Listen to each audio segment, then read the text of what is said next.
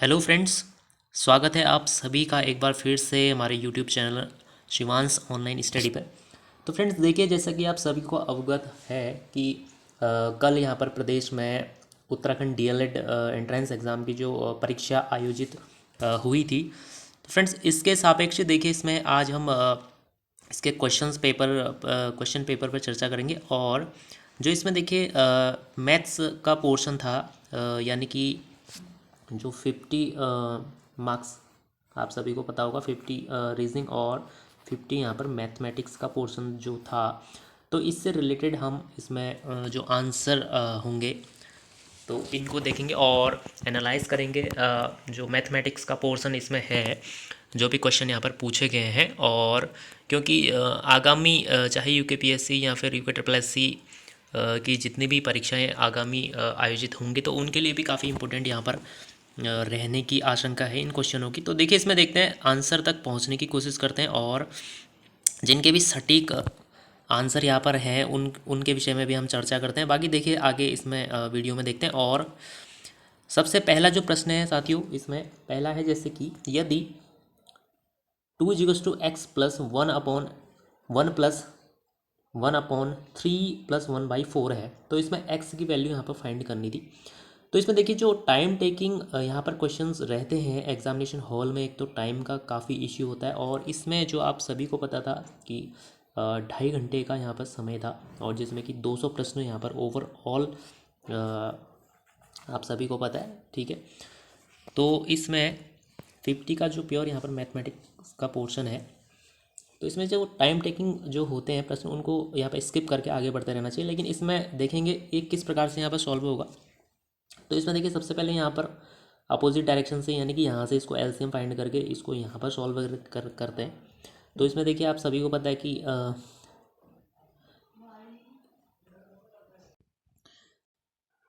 तो इसमें यहाँ पर सबसे पहले इसको मल्टीप्लाई कर देंगे तो यहाँ पर आ जाएगा, यहाँ पर 12, यानी कि सबसे नीचे आएगा 13/4 आ जाएगा। और ये इसके साथ मल्टीप्लाई होके इनटू हो जाएगा, यानी कि 52 यहाँ पर रहेगा, ठीक है। तो ये हो जाएगा x plus 1/1 plus x plus 1/1 plus 1/13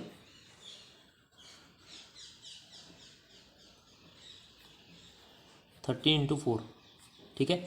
तो ऐसे हो जाएगा, इसको मल्टीप्लाई करेंगे तो 52 हो जाएगा। फिर अगेन यहाँ पर 52 × 1 प्लस 53 हो जाएगा, ठीक है। तो इंटू इसको मल्टीप्लाई कर लेंगे तो फाइनली जो आंसर आ जाएगा इज में 2 आपको दिया ही है।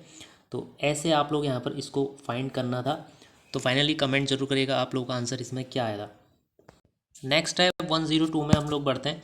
तो इसमें देखिए इस प्रकार के जो इसमें मान फाइनली क्या वैल्यू है, काफ़ी बड़ी यहाँ पे डिजिट्स आपको दिखाई दे रहे हैं। लेकिन इसमें क्या होता है कि ये मिश्रित भिन्न के रूप में है। तो सबसे पहले जो ये 999 ये 999 वाला पोर्शन है, यानी कि भिन्न को छोड़ते हुए इनको यहाँ पर ऐड किया जाता है। देन इसके बाद जो है नेक्स्ट स्टेप जो 1/, यानी कि भिन्नों में दे रखा है, फ्रैक्शन में दे रखा है, उन सभी फ्रैक्शन को ऐड किया जाता है। फाइनली एलसीएम फाइंड करके जो भी है दोनों को ऐड किया जाएगा। तो फाइनली इसका आंसर आना था फ्रेंड्स, तो इसका आंसर यहाँ पर फाइनली डी ऑप्शन राइट हो जाएगा, यानी कि 5997। इसी प्रकार से 103 जो प्रश्न है, इसमें देखिए वाई और इसकी वैल्यू यहाँ पर फाइंड करनी है। लेकिन उससे पहले हमें यहाँ पर एक्स और वाई की जो वैल्यू है, यानी कि यहाँ पर से हम इसको ऐसा कर सकते थे, ठीक है। जैसे कि एक्स और वाई की x/y = 0.05 और अपॉन में यहाँ पर 1/5 आ जाएगा। तो यहाँ पर अगर हम डेसिमल हटाएं तो एक ज़ीरो ऊपर बढ़ जाएगा यहाँ पे, और यहाँ से 2 ज़ीरो यहाँ पर नीचे बढ़ जाएंगे, ठीक है। तो इसको हम लोग क्रॉस कर देंगे और यहाँ से 5 3 यानी कि 1/30 यहाँ पर आना था, ठीक है। x/y = 1/30 आना था। तो इस प्रकार से इसको क्रॉस में करेंगे तो ये वैल्यू x और y की आपको मिल जाएगी, ठीक है। तो x और y की जो वैल्यू है फाइनली यहाँ पर आप पुट करना था। तो फाइनली इसका आंसर आई थिंक यहाँ पर बी यहाँ पर राइट आना था, ठीक है। तो इस प्रकार से ये था। इसके बाद है 104। इसमें देखिए ए का वेतन 50% घटा दिया गया और बाद में 50% बढ़ा दिया गया। एक बार घटाया फिर एक बार बढ़ाया, तो कुल जो है उसमें कितने प्रतिशत की हानि हुई है। तो हानि यहाँ पर इस प्रकार से जो कंटिन्यूटी जो परसेंटेज है लाभ हानि का, तो इसमें देखिए एक बार घटाया तो इसको आप माइनस में कर सकते हैं, और दूसरी बार इसको बढ़ाया ठीक है। फिर उसके बाद यानी कि ए प्लस बी इंटू ए प्लस बी प्लस ए इंटू बी, ठीक है, प्लस ए इंटू बी इंटू करेंगे तो यहाँ पर माइनस का वैल्यू और फाइनली यहाँ पर 100 आएगा, ठीक है। तो यहाँ पर ये माइनस का ये प्लस यहाँ पर कैंसिल होना था। इसके बाद जो यहाँ पर मल्टीप्लाई हो जाएगा 2 0 से, वो 2 0 जो है हट जाएंगे और फाइनली 5 जो हो जाएगा स्क्वायर 25%, ये आ जाएगा आंसर, ठीक है, यानी कि ए आंसर इसका राइट था। इसके बाद देखिए जो एक चतुर्भुज के 4 यहाँ पर कोण जो है अनुपात में दिए गए हैं, तो फाइनली आपको पता होना चाहिए कि चतुर्भुज के चारों कोणों का योग क्या है। एक्स की वैल्यू यहाँ पर एक्स मान के आप सभी को पता होगा, ठीक है, 4x = 360 यहाँ पर करना था और इन सभी को यहाँ पर ऐड करके, ठीक है, यानी कि 6 4 10 17 और 3 20, तो 20 अपॉन, ठीक है, यानी कि 20x = 360 आना था, ठीक है। 0 से यहाँ पर 0 कट जाएगा और ये 18 टाइम्स यहाँ पर कट जाएगा, तो x की वैल्यू आ गई है आपकी, ठीक है। तो यहाँ से आपको फाइंड होना था 180, राइट आंसर हो जाएगा इसका, ठीक है। तो फ्रेंड्स मैं कह रहा हूँ आपसे कोई टाइम टेकिंग जो क्वेश्चन होते हैं उनको स्किप करना होता है। फाइनली जो एकदम क्लियर कट आंसर है हमें उन्हीं को, क्योंकि काफ़ी लेंथ यहाँ पर 200 यहाँ पर प्रश्न पूछे गए थे एग्ज़ाम में, तो इसके अनुरूप हमें चलना पड़ता है।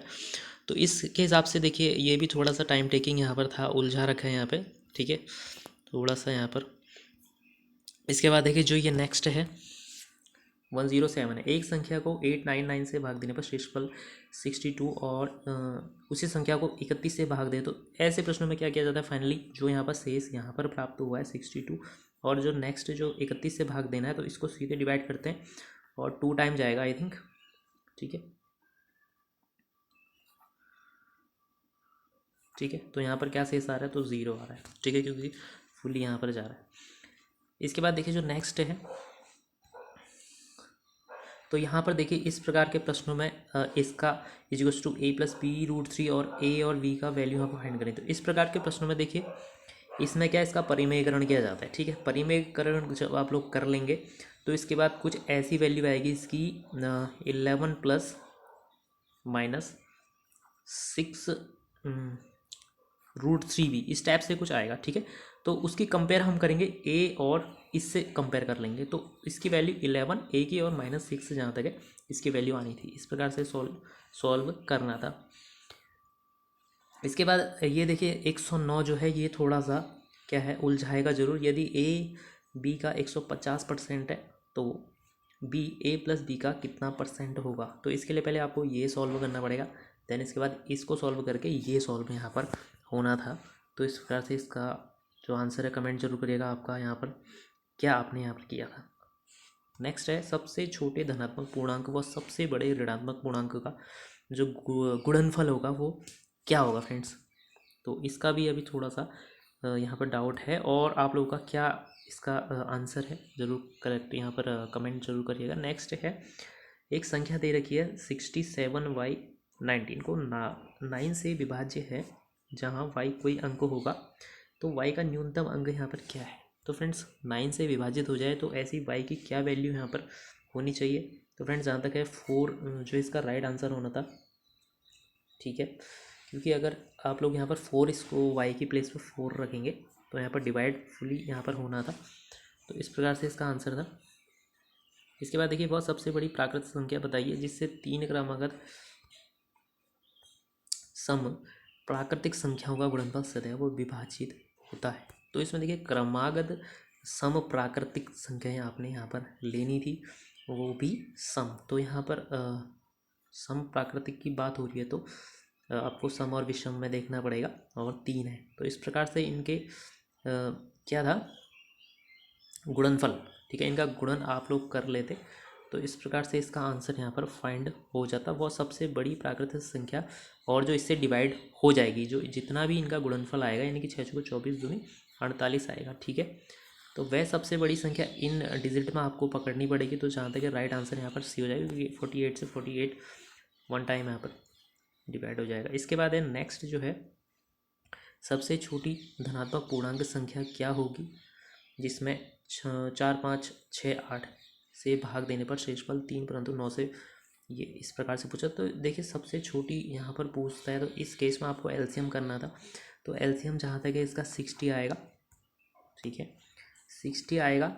इसके बाद आपने क्या करना था कि सबसे छोटी पूछ रहा है, तो इन सब में ऑप्शन से यहाँ पर आपका फाइंड हो जाता है। इसमें देखिए सबसे छोटा यहाँ पर क्या हो रहा है, और 60 जो है उसको आपने करना था मल्टीप्लाई उस संख्या से जो इन ऑप्शन के क्लोज हो।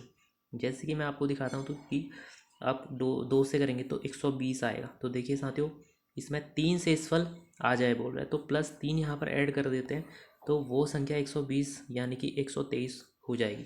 तो ये आंसर आपका होना था।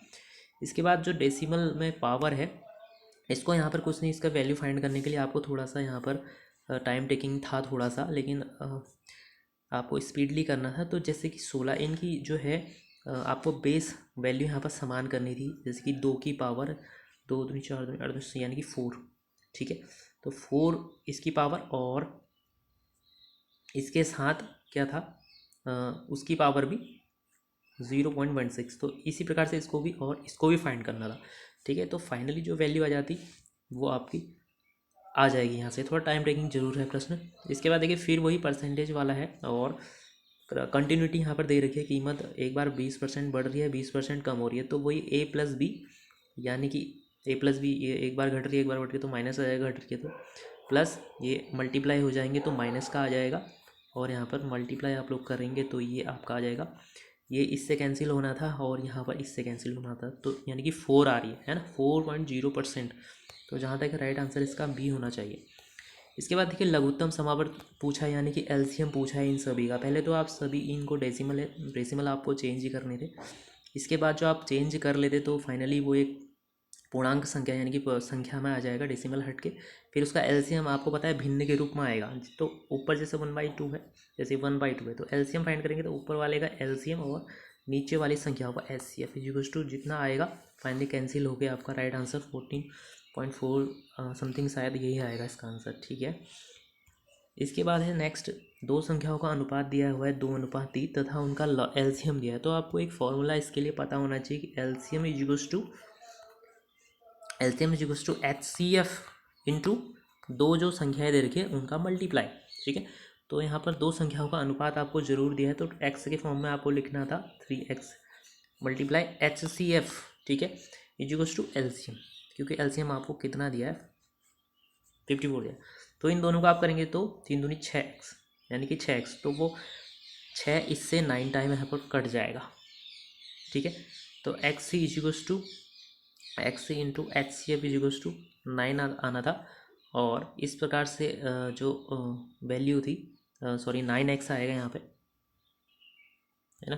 तो इस प्रकार से जो x की जो वैल्यू फाइंड होनी थी वो सीधा उन संख्याओं के साथ जो x का आपका यहाँ से वैल्यू निकलेगी, ठीक है। तो 2x इंटू 3x, सॉरी 2 को उस x से मल्टीप्लाई करेंगे और 3 को उस x से मल्टीप्लाई करके यहाँ पर फाइनल वैल्यू आपको मिल जानी थी, क्योंकि योग पूछा है। फिर इन दोनों का योग आपको यहाँ पर फाइंड करना था। तो इस प्रकार से आपका आना था फाइनली, ठीक है। इस प्रकार से देखिए 3 यहाँ पर क्रमागत तो छूट दे रखी है, तो इसके लिए भी आपको अगर फाइनली इसकी ट्रिक शॉर्ट ट्रिक आपको आती है तो ये भी तुरंत होना था, नहीं तो टाइम टेकिंग आपका था ये भी, ठीक है। इस प्रकार से देखिए, इसी प्रकार से यहाँ पर जो ये प्रश्न है ये भी पहले भी पूछ रखा है। इससे पहले ए से 50% अधिक है और बी सी से इतना % अधिक है, तो ए बी से कितना % अधिक हो। आई थिंक इसका 25% यहाँ पर आना चाहिए आंसर, ठीक है। इसके बाद देखिए नेक्स्ट है 3 धनात्मक संख्याओं का योग 18 है। धनात्मक संख्या है और योग 18 है और उनका गुणनफल 162 दे रखा है। यदि दो संख्याओं का योग तीसरी संख्या के बराबर है तो फाइनली इसका जो आंसर है उनका वर्गों का योग कितना आएगा। तो आई थिंक इसका 324 यहाँ पर आना चाहिए, ठीक है, सॉल्यूशन करके, ठीक है। और ये जो नेक्स्ट है यहाँ पर औसत पूछ रहा है कि 17वीं पारी में 87 रन बनाता है और इस प्रकार इसका औसत 3 बढ़ जाता है। 17वीं पारी के बाद उसका औसत याद कीजिएगा। तो इसमें फ्रेंड्स इसके लिए भी आपको फाइनली अगर शॉर्ट आना था तो तभी आपको करना था, तो स्किप करना था ऐसे प्रश्नों को। इस प्रकार से देखिए नेक्स्ट पूछ रहा है यहाँ पर जो संख्याओं पर आधारित यहाँ पर आपका टॉपिक रहता है उससे रिलेटेड क्वेश्चन बार बार पूछे गए। तो इसमें देखिए जो आपका यहाँ पर से आंसर आएगा, आई थिंक इसको देखिए a² - b² ऊपर की वैल्यू जो है a² - b² के फॉर्मूले में रखना था, तो उसका formula a+b into a - b आ जाएगा, ठीक है। बाहर से 45 आपको ऐसे ही रखना पड़ेगा इसमें। और नीचे भी ए स्क्वायर माइनस बी स्क्वायर, तो ए प्लस बी इंटू ए माइनस बी करेंगे, ठीक है, ए प्लस बी इंटू ए माइनस बी करेंगे, ठीक है। तो जहाँ पर जुड़ रहा है जुड़ रहा है, जहाँ पर कट रहा है कट रहा है, घट रहा है वहाँ पर घटाएंगे। तो इस प्रकार से इसको सॉल्यूशन करके फाइनली आपका आंसर यहाँ पर आ जाएगा। कमेंट जरूर करेगा क्योंकि बनेगा इसी प्रकार से, ठीक है। तो इसका राइट आंसर ऐसे आ जाएगा अभी। नेक्स्ट है 14 सेंटीमीटर भुजा वाले वर्ग में खींचे जा सकने वाले सबसे बड़े वृत्त का क्षेत्रफल क्या हो। तो भुजा पर खींची जा रही है बोल रहा है, ठीक है, भुजा पर सबसे बड़ा होना। तो देखिए जो वर्ग रहता है आपका उसमें सबसे बड़ी भुजा मतलब साइड अगर पूछें कौन सा हो सकता है, कौन सा सबसे बड़ी, तो इसमें अगर हम विकर्ण की बात करें फ्रेंड्स, तो विकर्ण सबसे यहाँ पर बड़ा इसका रहता है। तो इसमें 14 सेंटीमीटर यहाँ पर इसकी भुजा वाले वर्ग में 14 है इसकी, ये भी 14 है और ये भी 14 है, ठीक है। तो आपको विकर्ण फाइंड करनी थी, तो विकर्ण इस प्रकार से क्या हो जाएगा, उस वृत्त का क्या हो जाएगा, व्यास यानी कि डायमीटर हो जाएगा, और उससे आर फाइंड आप लोग कर लेते तो उस वृत्त का यानी कि पाई आर स्क्वायर से आप लोग इसको फाइंड करना था। तो जहाँ तक इसका आंसर इस प्रकार से आ जाएगा आपका, ठीक है। जितना भी आ रहा है आई थिंक इसका 196 पता नहीं, इस प्रकार से आपको सॉल्यूशन करके पता लगेगा फाइनल आंसर, ठीक है। और पाई चार्ट से हमेशा आता है, देखिए इसमें इस प्रकार से दिया है, इजी प्रश्न है। यदि परिवार की कुल मासिक आय 25,000 है तो भोजन और किराए पर खर्च की गई राशि, तो आपको देखना पड़ेगा भोजन और किराए की बात, भोजन और किराया यानी कि 35 + 15 दोनों को ऐड कर देंगे तो 10 3145 यानी कि 50%, ठीक है। 50% यहाँ पर आ रहा है तो इसका आप लोग 50% फाइंड कर देंगे, ठीक है, सीधा 50%, कोई दिक्कत नहीं है, ठीक है। दो यहाँ पर 2 बार और यहाँ से ये कटेगा तो आ जाएगा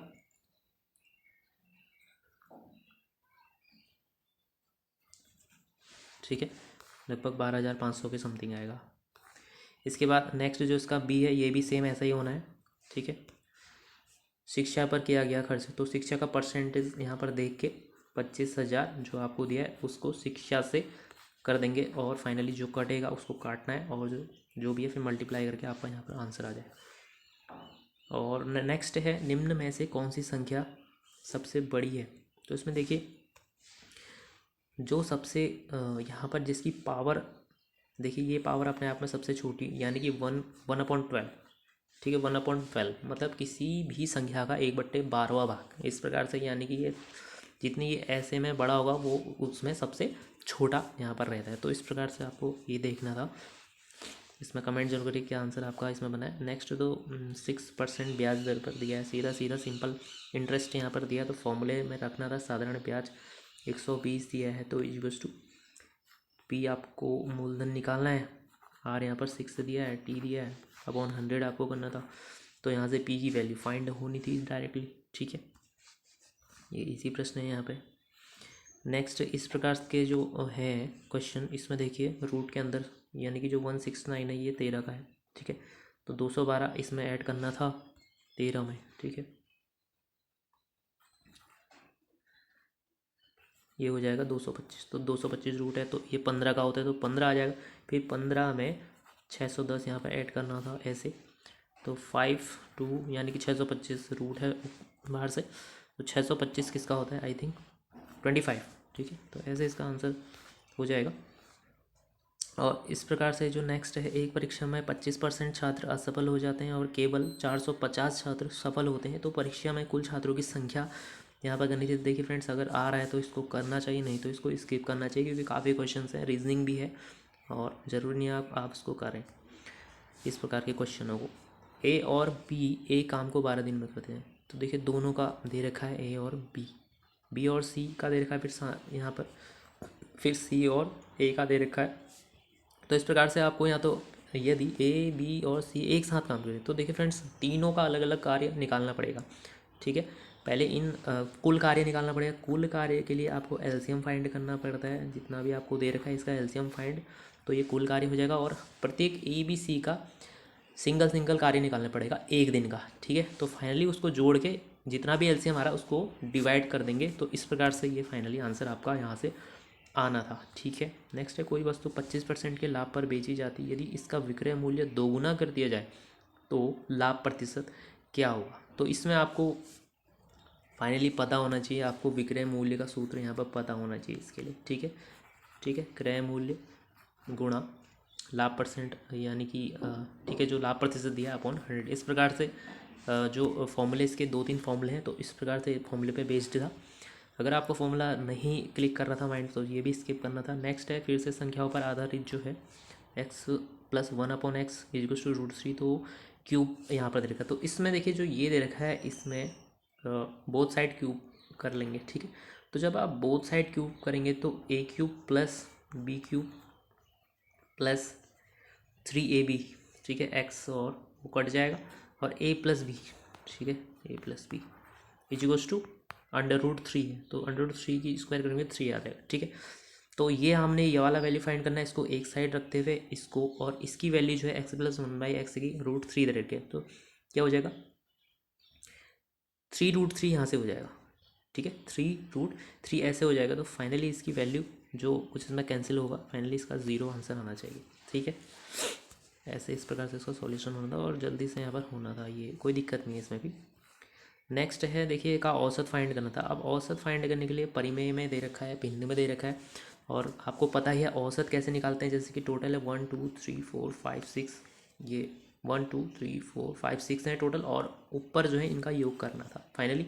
तो इस प्रकार से आपको इसका आंसर मिल जाएगा, ठीक है, 1 आएगा आई थिंक इसका, तो इस प्रकार से मिल जाएगा। यदि नेक्स्ट है 3 की power x plus y equals to 81 and 81 की power x minus 1 equals to 3 है, तो x की वैल्यू, तो यहाँ पर देखिए वही मैं बोल रहा हूँ कि बेस समान करने थे। यहाँ पर 3 बेस है, तो इसको पावर में हम लोग सेम कर लेंगे, ठीक है। तो यहाँ पर आ जाएगा 3 की पावर 4।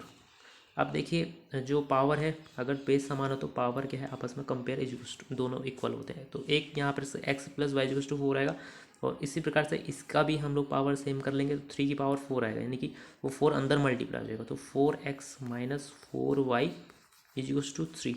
अब देखिए इक्वेशन 1 एंड इक्वेशन 2 इन दोनों को सॉल्व करके यहाँ पर x और x की वैल्यू यहाँ पर फाइंड हो जाएगी, जो आएगी आपकी 17/8। नेक्स्ट दिया है नीचे दी गई आकृति में पैमाने पर नहीं खींची गई है।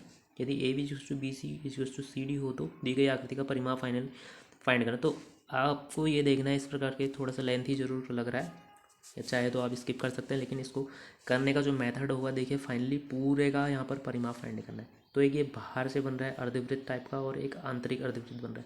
तो अर्धवृत्त का आपको क्या करना पड़ेगा, परिमाप आपको पता होना चाहिए, ठीक है। 2πr इसकी आई थिंक इसका जो परिमाप होता है अर्ध परिमाप हो जाएगा, तो 1/2 इंटू 2πr हो जाएगा। तो दोनों की जो रेडियस है वो फाइंड होनी चाहिए, इक्वल्स टू क्या होना चाहिए, हाँ, रेडियस फाइंड हो जाएगी तो दोनों वो ऐड हो जाएंगे, तो टोटल उसका परिमाप आप ऐसे फाइंड यहाँ पर कर जाएंगे। ऑप्शन आपको दे ही रखे हैं नेक्स्ट में। ये आपको पता है 166 का जो रोमन संख्या है, ये आपको पता ही होना चाहिए। देखिए ये तो एकदम बहुत ज़्यादा इजी है, इसको बताना भी व्यर्थ लग रहा है यहाँ पर। नेक्स्ट देखिए, यदि x इक्वल्स टू ये है, y इक्वल्स टू ये, तो x प्लस वाई, तो इस प्रकार का एक प्रश्न और दिया है। तो इसमें देखिए यदि x, तो x के यहाँ परिमेयकरण करेंगे, यहाँ पर भी y का फाइनली परिमेयकरण करके और दोनों को ऐड कर देंगे, तो फाइनली इसका आंसर 8 आना चाहिए यहाँ पे, ठीक है। नेक्स्ट है एक धनराशि दो व्यक्तियों के बीच 3:5 में यहाँ पर विभाजित है। यदि एक व्यक्ति का हिस्सा दूसरे की तुलना में 20% कम है तो धनराशि ज्ञात कीजिए। तो आपको 3x और 5x के रूप में आ जाएगा यहाँ पर। टोटल यहाँ पर आप कर सकते हैं 20% कम है दूसरे की तुलना में, तो इस प्रकार से आप लोग सॉल्व करेंगे तो धनराशि आपको जहाँ तक है 80 यहाँ पर आंसर आना चाहिए इसका। या आपको बॉड मास से आपको ईजी सॉल्यूशन होता है, सरलीकरण जो है तो इजी है, कोई दिक्कत नहीं है। सबसे पहले आप अंदर के ब्रैकेट सॉल्व करेंगे, यहाँ से सॉल्व करते हुए आएंगे, इधर को आएंगे, फिर इधर आएंगे, फिर फाइनली यहाँ तक पहुँच जाएंगे, ठीक है। तो इस प्रकार से इसका माइनस का 35 जहाँ तक आना चाहिए, ठीक है, इस प्रकार से सॉल्व करके आपको, ठीक है। नेक्स्ट जो आएगा, एक वृत्त का क्षेत्रफल दूसरे वृत्त के क्षेत्रफल का 144 गुना है।